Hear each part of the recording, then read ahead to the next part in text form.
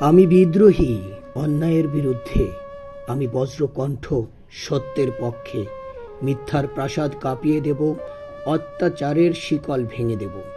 ভয়ের কাছে মাথা নত করব না, ন্যায়ের পথে চলব অবিরত। যে হাত দুর্বলের অশ্রু ঝরায়, সে হাত একদিন কাঁপবে নিশ্চয়ই। যে চোখ দেখে অন্যায় নীরবে, তারও বিবেক জাগবে একদিন। আমি সেই জাগরণের ডাক, আমি প্রতিবাদের অগ্নিশিখা। রক্তে যদি লিখতে হয় সত্য, তবুও পিছিয়ে যাব না কখনো। কারণ নীরবতা কাপুরুষতা, প্রতিবাদী সাহসের পরিচয়।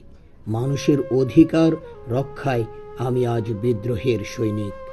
ঝড় আসুক, তুফান আসুক, ভাঙুক শত বাধার প্রাচীর, অন্যায়ের রাত যতই দীর্ঘ হোক, সত্যের সূর্য উঠবেই একদিন।